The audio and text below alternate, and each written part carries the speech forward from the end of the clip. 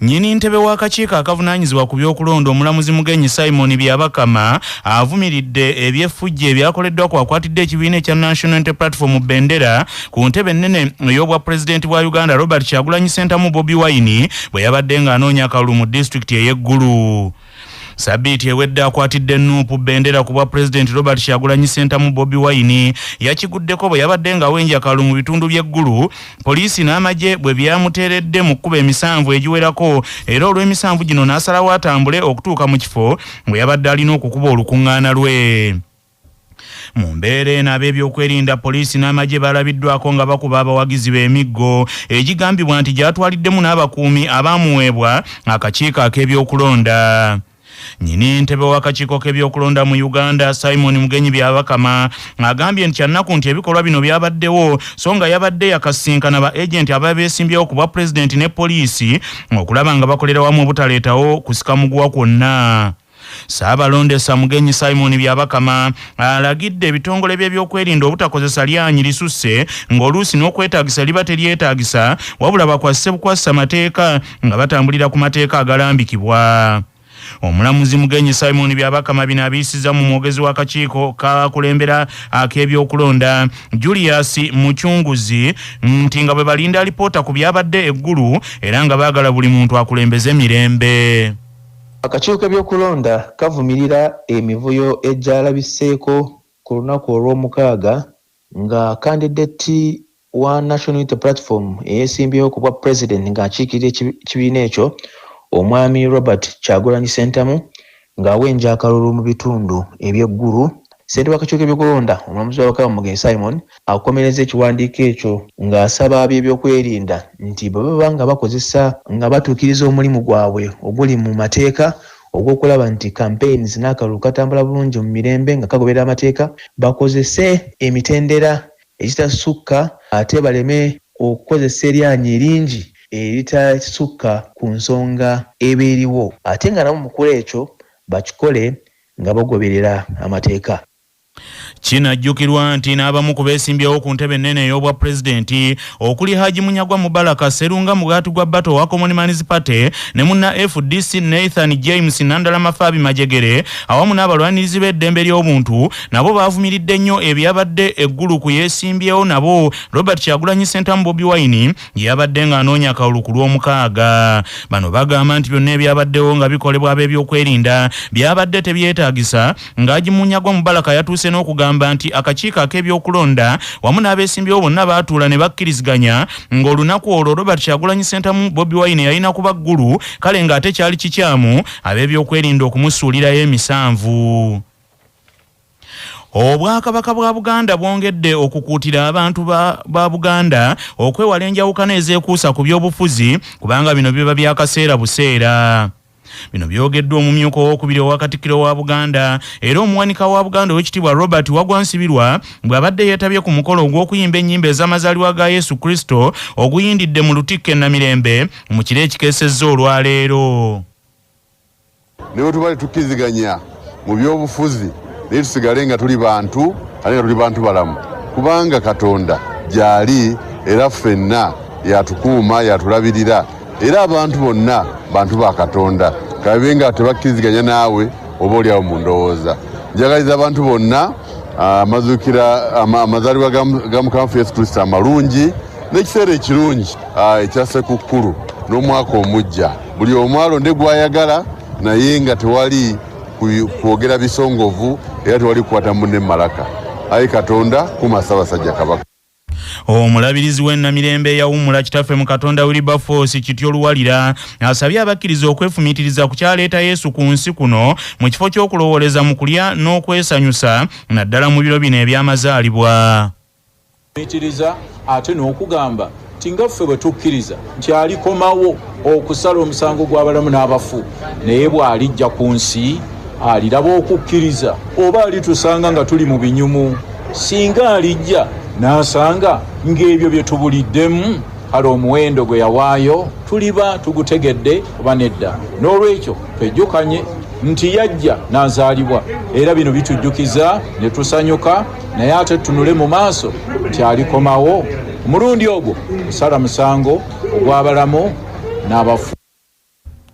Ebyo nga bikyali awo bwo obulabirizi bweruwero obutaddewo bakkanoni babiri okuli Reverend Kanoni Daniel Mabirizi ne Le Kanoni David Senkungu Balaba ngono ye mukulu w'essomero eryandejje Senior Secondary School nga n'abaweereddwa obukadde bw'ekkanisa bali bana abadinkoni 12 ababuulizi abaweereddwa ebbaluwa bali 37 ku mukolo ogwakuliddwamu omulabirizi kitaffe mu Katonda Wilson Kisekka ng'ayambibwako abaweereza ab'enjawulo. Saabadinkoni w'Emmengo omulabirizi w'Ennamirembe Reverend Kanoni Isaac Membe Kijambu nga ye yabuulidde mu kusaba kuno akuutidde abaweereza bano okwewala okuyombera mu kkubo era n'abasibirira entanda ey'okubeera abeesigwa mu buweereza bwabwe. Amuweereza Katonda ababeere n'obutayombera mu kkubo.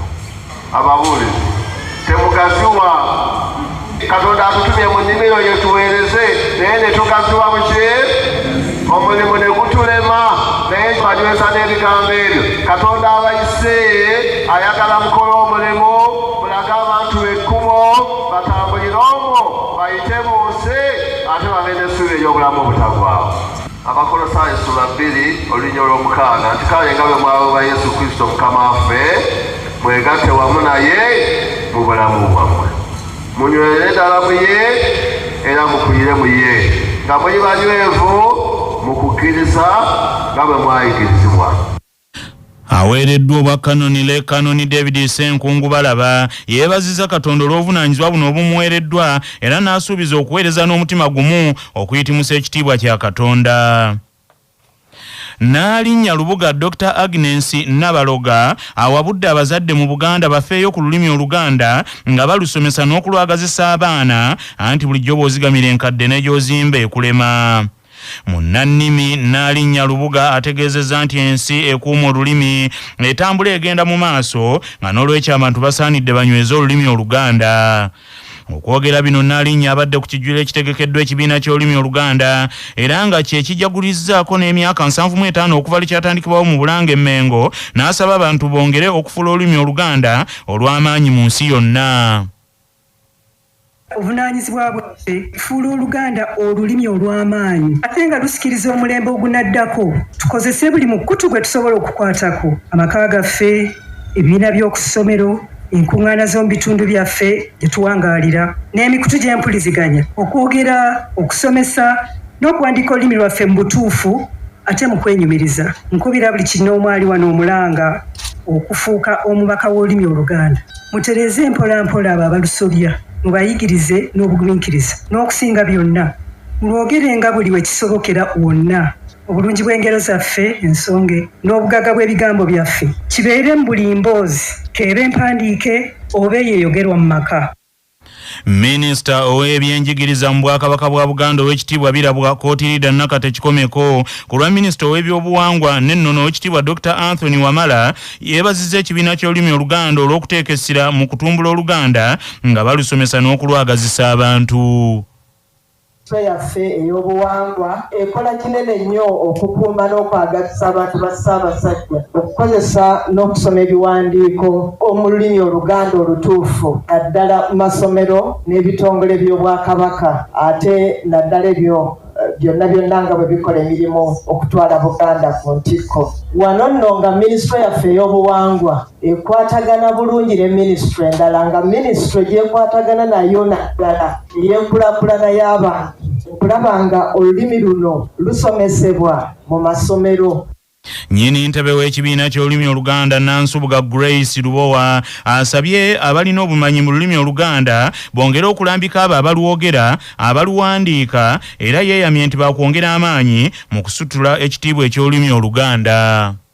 Ensangi zino twesanze ng'empisa nnyingi tugenda tuzisuula oba okwerabira naye ng'oluusi si kwagala kwaffe wabula olw'obutamanya oluusi embeera y'ensi oba oliawo ne mu bitundu gye tubeera naye ne bwe tuba tulidde kawunga bazadde bannange era empisa z'okulujjuliro zikolako. Abazadde mbasaba tudde ku nnono zaffe tusobole okuzimba Buganda nnaggwano. Ekibiina ky'olulimi Oluganda bino bye bimu ku bintu ebisinga okutusoomooza, bisoomooza ekibiina awamu n'olulimi Oluganda lwennyini.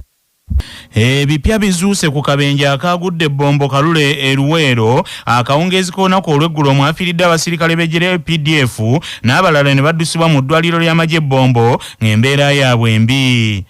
Poliisi ekakasizza nti omusirikale omu ategerekese nga Moses Edongoto abadde mu kibinja ekikuuma minisita omubeezi avunaanyizibwa ku by'okwerinda n'abazirwanako Huda Olelu nti yafiiriddewo ate omulala n'afa ng'atuusibwa mu ddwaliro Bombo. Kigambibwa nti Edongolo yafiiriddewo Mbulaga nga n'abajaasi abalala 6 kw'ossa n'abantu ba bulijjo 2 nabo baafunye ebisago eby'amaanyi.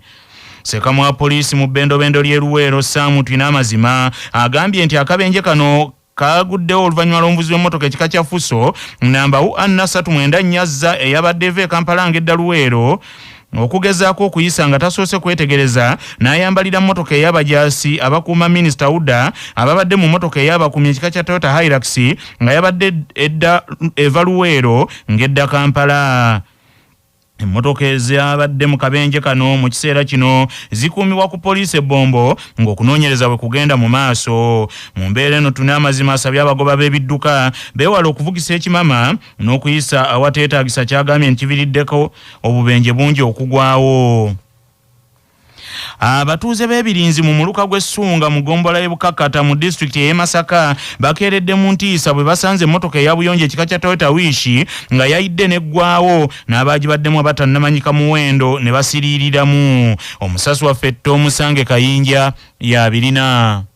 Entiisa eno eri ku kkubo eriva we bayita Ekigo ku luguudo lw'e Bukakkata eritamu okudda Ebirinzi Beach ne Matanga nga bino bibaddewo mu kiro ekikesezza olwaleero.